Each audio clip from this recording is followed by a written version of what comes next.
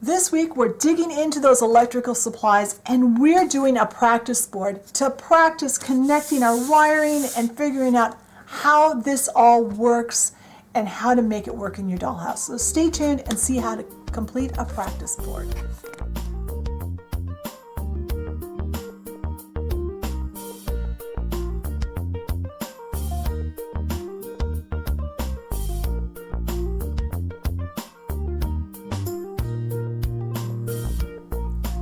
Alright, so the first thing we're going to do in our wiring series now is make a practice board, because I think it's important for you to learn what you're doing not in your dollhouse. I think that's a mistake a lot of people make. They get the wiring kit, they get all their stuff, and they rush to their project, be it a room box or a dollhouse, and they get frustrated because they don't know what they're doing, or they kind of do, but they have problems. I even do a practice board sometimes if it's been a few years since I've wired, just to get myself back reminded what I need to do. So for a practice board, foam core works really well. Ignore the mess that my nails are. I've got chip polish, but I know that this step is really hard on my nails, so I wasn't going to redo my nails before I started. So we've got a piece of foam core. We have our wiring kit, which I've opened everything up, so I've got it ready to go. We need our transformer. We need a source of electricity. An extension cord is fine while you're wiring and while you are doing the practice board. You need a screwdriver that will fit the screws in your transformer, a pair of needle nose pliers, a straight edge, a pencil, a pair of scissors, and we may or may not need a sewing pin. And the list of this stuff will be in the blog post that goes with this video. So hopefully you saw my blog post earlier in the week and you got all your stuff gathered up ahead of time, I hope. So we're going to start by getting our transformer ready. To do that, I've already backed the screws up here on the transformer a little bit. Our lead-in wire that comes in our kit, or you can buy separately, has two ends. And it has a switch that turns it on and off. One end has these two little connectors here. They go on the transformer.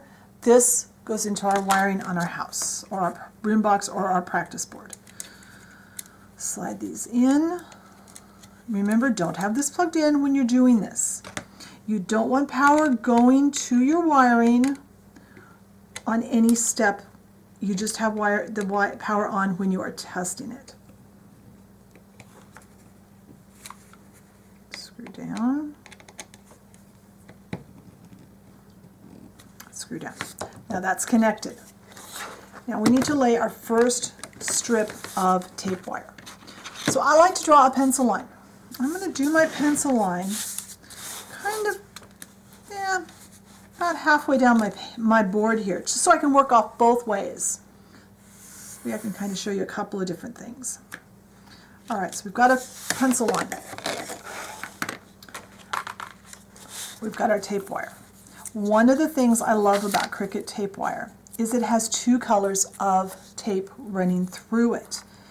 That way it makes it a lot easier. We don't want to cross connect our wires throughout our project. And that can happen really easily if you're not careful. So that's why this is so nice. Now, if I was standing with my head right over this, I would be able to see where my pencil line is. So I might not be completely straight. Try to center your pencil line between your tape. That way, in the dollhouse or in the room box, it will be easier to find. We'll go over that next week, how we set it up and mark it. Now we need a way to connect this to this, and that is this little piece. It's called a junction splice. The junction splice has a little screw in it. I'm leaving the tape on it until I get ready to install it in the room box, because I just want to pull it in and out of here. And then it has two little brads in it. The brads go into our tape wire, one into each wire. Now be sure you know which end has the little holes on it. That's where this joins in. So with that facing out of our project,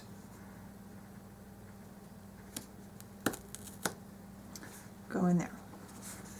Now, hopefully I've made a good, strong connection. With that tape on, sometimes it wants to pull up and not make a good connection. Now, this is turned to on, so we will see. Now, before we go any further, we test our tape wire, see if we're hooked up. This is called a test probe. If I have got this on, it's not. Am I not on? Oh, it would help if I actually plugged it into the extension cord. Would have been. Was so worried about getting it already. There we go. Now we have wire. That means there's electricity going to this part of our wire. So I am going to unplug and pull this out because we're going to make a corner with our tape wire. So a lot of times you'll come to a point where you have to make an L-shaped corner to go up a wall or something like that. The easiest way to make a corner with your tape wire that is not, it's pretty much foolproof, is to fold it like this, a nice sharp angle, so your tape backing off a little bit, and fold back up. Now look in your tape wire to make sure that you are connecting your wire to wire here, these sides. With this kind of a connection, and we're going to cut this off up here because we don't need to go any further. You would just leave that going however far you needed to in your dollhouse. For our practice board, we just need a little bit. This doesn't need any brads or grommets because our connection is made right here. And you have to be very careful that the bare part of this wire does not touch the bare part of this wire. This is okay. They can't connect through the tape. There's a backing on here that insulates it. So let's plug this back in. And yep, we've got wire, we've got power there. Now we'll test up here. And we've got power there. So some places you're going to make you're going to have to branch off. So let's pretend we're going to branch off of our wiring. That was my oven. If you heard a beeping, that was my oven out in the kitchen. It startled me. I want to run another branch of my wiring. Maybe I need to go to a ceiling fixture or to another room or something like that. So I draw a line and I put my tape wire down. Now I want to make sure that I am always going with the blue to the right. It might seem silly, but it makes it so much easier if you are being consistent. Even with the color coding, still be consistent. Always keep the blue to the top or the bottom, however you started out, and always to the same side when you're going the other direction. So now we're going to cross. Where's my line? I would like to, yeah, there's my line. Now, this is not going to make a connection because we've got this wire insulated here. In fact, I'll have to unplug before I make my connections, but here. So we've got wire, we've got power there, but we don't have power here yet. So we're going to unplug, and we are going to get out some brads. We're going to get out 4 of them because you always put 4 in a connection. Now, at least 4. All right. Now we're only going to connect blue to blue and copper to copper. And we're going to go, and I try to always go the same direction, like I always go this way. Sometimes you can do this without pre-making a hole, and it's better with the brads to not have to have a hole. All right, pick these up with your needle nose pliers, and see if I can get these in without having to have a hole. If we need a hole, that's what our sewing pin is for. Now these are incredibly small and they are going to get away from you. That's why there's a lot of them in the kit, because they are going to fly from time to time. They are just, you're going to try to push these down and they're going to go flying across the room. Just, you'll have to be okay with that. if you can get a hold of the head, it's best, but sometimes it's really hard because they are really tiny. Oh, try to get them in a position where I can do this and where you guys can see. It makes it much harder. This is not as difficult when I'm not trying to do this on camera. Okay, we're going to have to start a hole. A sewing pin is a good thing to make a starter hole with because it's not too big. Your hole has to be very, very tiny. And yes, they are fiddly, but that's why we do miniatures, right? Because we like little tiny things. We like fiddling with little tiny things, right?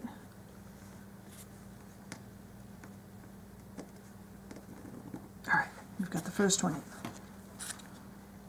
I'm going to put 2 right here. Put a hole there. And once you get a couple of them in, it tends to be easier. And I'm going to show you the grommets are much easier than these. Now remember, you don't want to be hooked up to your electricity while you're doing this. Make sure you're unplugged and or your lead-in wire switch is off. I think it's better to be on the safe side and unplug yourself completely because you could short things out. Even if you get a shock from this, it's not going to be very much, but you could short out your system by accident.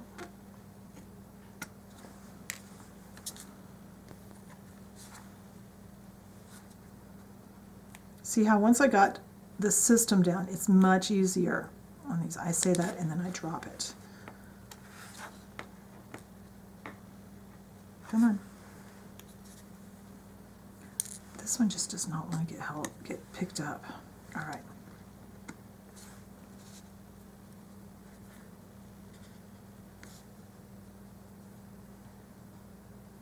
Come on. There we go. You can try using tweezers for this, but I find tweezers don't have enough of a gripping surface to get a good hold. All right, now we're going to go back and test here again.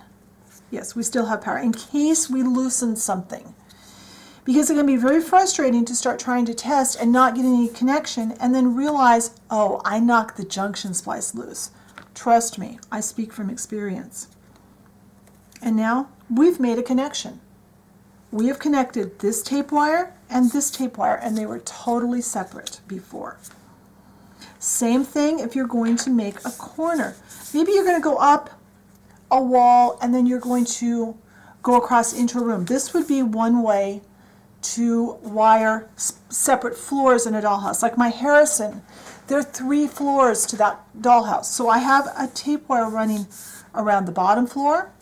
I have one running up the stairwell, and then the second floor and the third floor are attached to that. So let's do that now. We'll make a corner. It's basically the same thing, but we aren't going to have it go across. I'm just trying to show you everything you might need to do, and then we're going to make a connection using the grommets on the other side. Now again, I want to have blue up.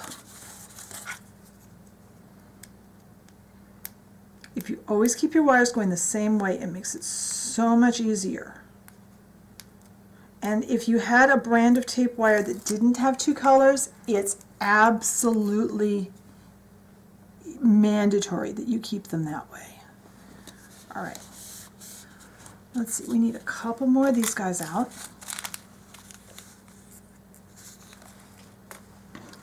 And once again, I'm just going to poke my holes. 1, 2, 3, 4.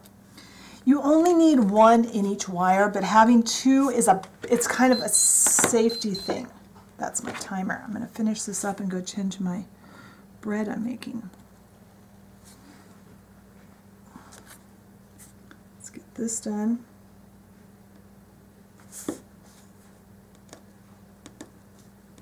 Push them down.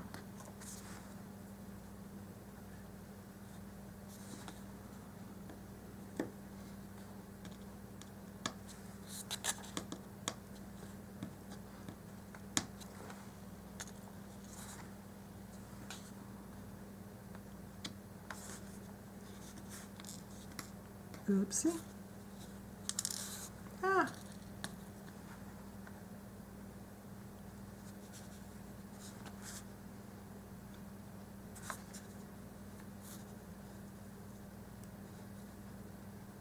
You can see this is really simple. It's not as scary as it seems like it's going to be. But always start on a practice board. At least that's my opinion. Oh, so you should always start with a practice board. Oh, come on. There we go.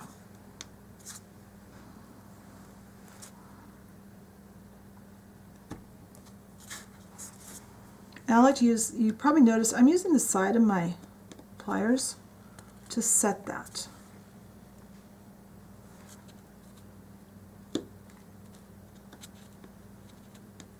I like to set them down in. Now, let's check this, and then I'm going to pause the camera while I go take care of my bread I'm baking today.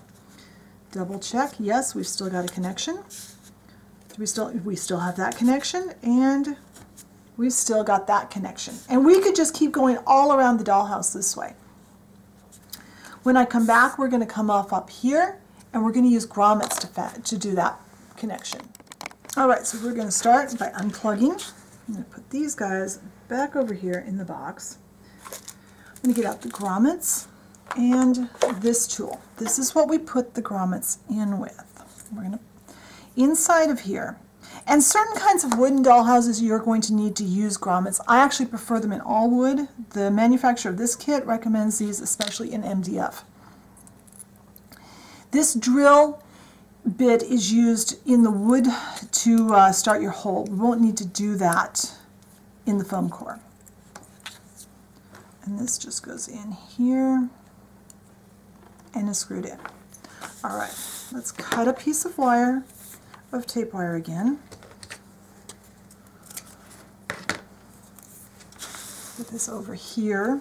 I've got a better connection. And you can, this is the same way that you would do the others, but we're going to use grommets instead. And I forgot to put my glasses on my face, so I can't see what I'm doing. It's amazing how they remind you to put them on.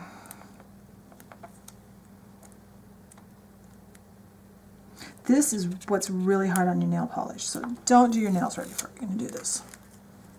All right, once again, blue up. That's really crooked because I didn't put a line down, but that's okay. If it was in the dollhouse, we would have put a line down and we would have been very careful about our placement.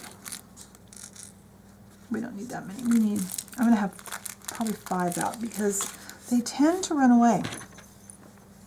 Now this is very sharp and it will fit inside your grommet. The grommet, the point comes out through the end of the grommet. I doubt if I can get, there's no way I can get close enough for you to see that. Just trust me on it. Put the point of the tool right where you want to put the grommet and push down. And I like to use my fingernail to make sure that stays. We're again going to do 2 of them in each wire, in each piece of tape wire, and we're going the same diagonal. You want to do this very carefully because especially when you're in a dollhouse, you're going to put your wallpaper or your wall finishes over this. This goes underneath. You don't want to have this come loose on you. So that's why you want to make these joints really good. You want to make them really carefully so you know that they're going to stay. All right, let's plug back in and test this. Plugged in. Let's test this here. Are we still? We still have wire. We still have power. Let's test here. And we have power here too. That's how you make these connections. Some things you don't want to do. You don't want to connect this wire to this wire. You want to keep copper to copper, blue to blue, or top to top, left to left. You know, keep the wires so they are consistent. That's why I go this direction on every junction. It's consistent within each project. I may change it to this direction in a different project, but I always within a project. And typically this is the direction I go. And I imagine if my son did this, he'd go the other way because he's left-handed. But that really is all we need to do on our practice board. So make as many connections as you need to feel comfortable doing this. And then check the blog post midweek for a blog. There'll be a post showing what we need to complete next week's project, and that will be adding our wire to our room box and figuring out where the lights are going. So I hope this was useful to you. I will try to be online and available, especially the day that the video goes up on Sunday. I'll try to be available all day if you have questions, so I can get right back to you as quickly as possible. After that, be sure and contact me if you have questions, either via the comments in the video, the blog post, or on Facebook. Excuse me. And I'm really looking forward to getting this series done. I think it's going to be a lot of fun. So stay tuned and see what we do next week. Bye.